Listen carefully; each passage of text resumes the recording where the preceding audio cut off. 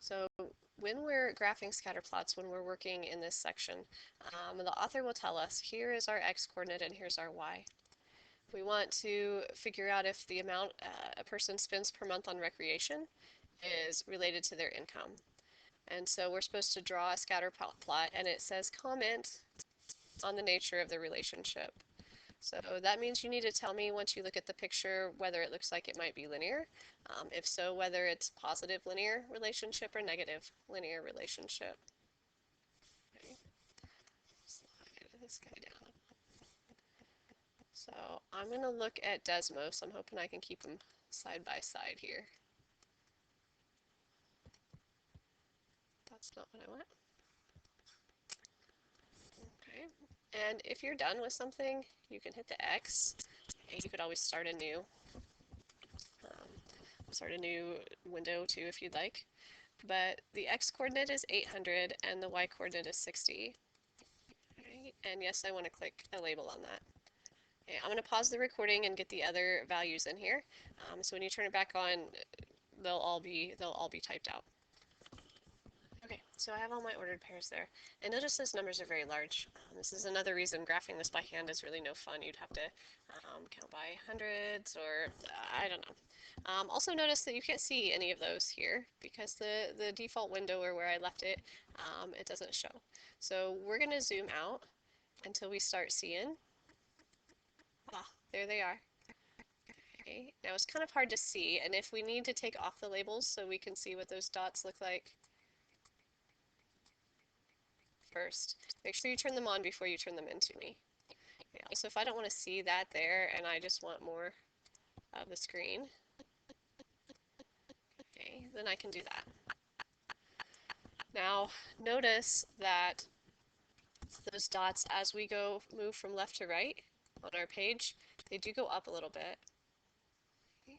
Also, they're not a perfectly straight line, but they don't curve and wrap back around. Really, they don't arc up very quickly like an exponential function might.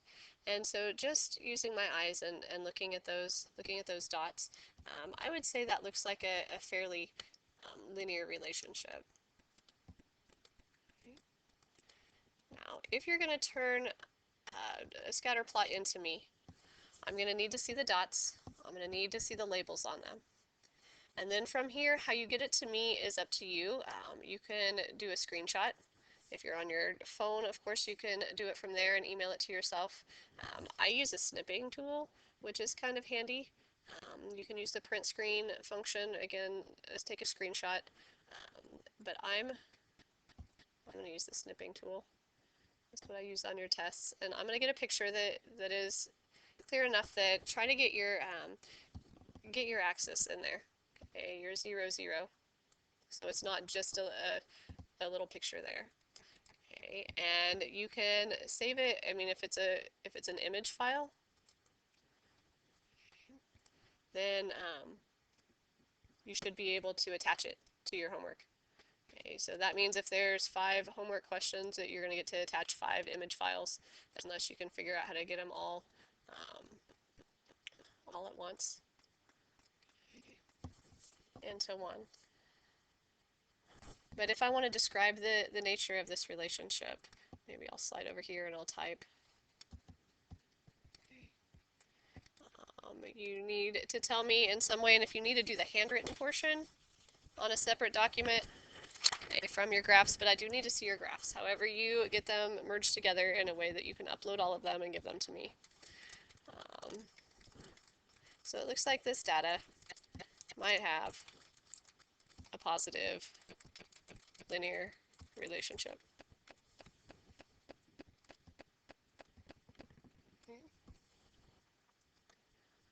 All right. So let's go on to another one. Here is data that shows that LPGA golfers, the ladies, draw a scatter plot for the data. This is how many tournaments that she was registered in and what her earnings were in thousands of dollars. Okay.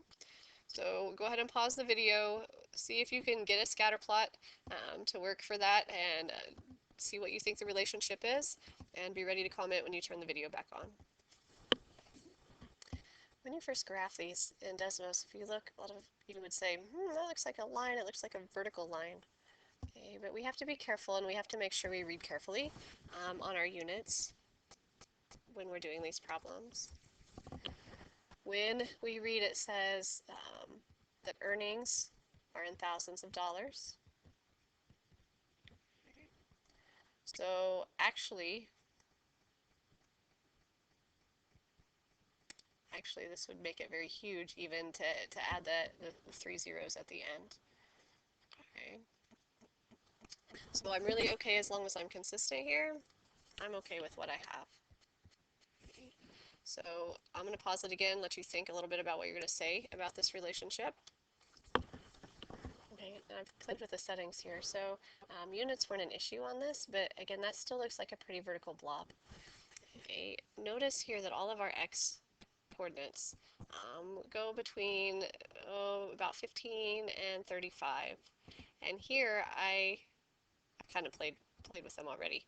But if you don't like the way the x-axis is, you can click on this little wrench up in the top. Okay, and maybe I just want to start a little bit to the left of 0, but I only want to go out to 40. Okay. And then maybe I still will slide it over a little bit.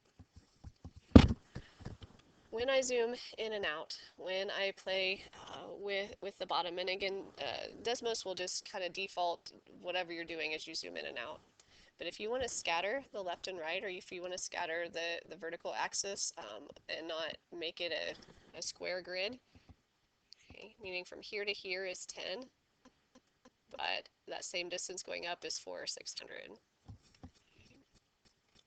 You can change your limits on your axes. And when I look at that blob now, does it look like it has a relationship? I'm going to say no. I would personally think that, or say, when I'm writing this down on my homework, that it does not look like a linear relationship exists. Make sure, and I'll fix that later, make sure that when you're looking at the graphs, not what I needed, that you play with the axes, you zoom in and out, and do more than just say, yep, those look like they're in a straight line, because they really did look very vertical with the scale that we had before. Scale is the word I'm searching for here. Grasping at straws this morning. Okay, so when we spread this out a little bit more, we saw that there's really doesn't appear to be a good relationship with that data.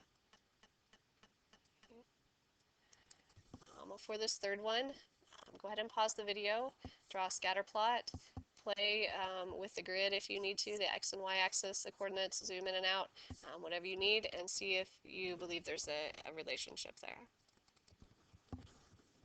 Okay, when I look at the Desmos plot, and again, if you're doing these like I'm doing them, one right after the other, my axes are still on the grid labeled the way they were before. So even though it kind of looks like these guys are sort of linear and that they're going down, I would like to rescale it just to make sure. Okay, so things will be a lot more precise if I'm looking at them scaled a little bit better. So my x values go from 0 to 10, 0 to 12. It looks like between, heck, if I went from 50 to 100, I would more than cover my y values. So maybe I want my y-axis to go from 0 to 100. And maybe my x's, I'm good with them going from 0 to 20. Okay, I can go ahead and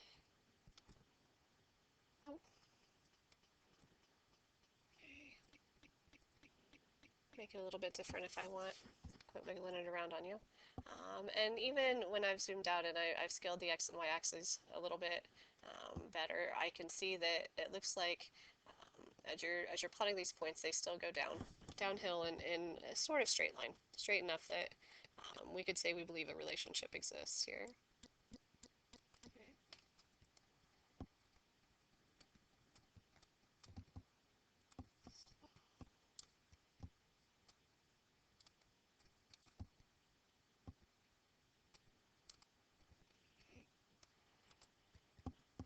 So it appears that a negative linear relationship might exist between the number of absences and a student's final course grade.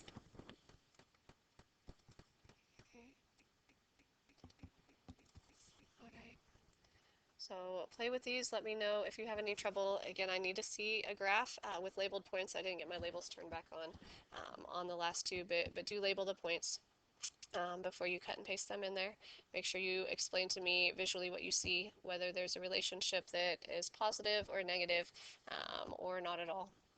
And make sure that you scale your axes in a way that you can make an educated guess on that. Okay, thank you.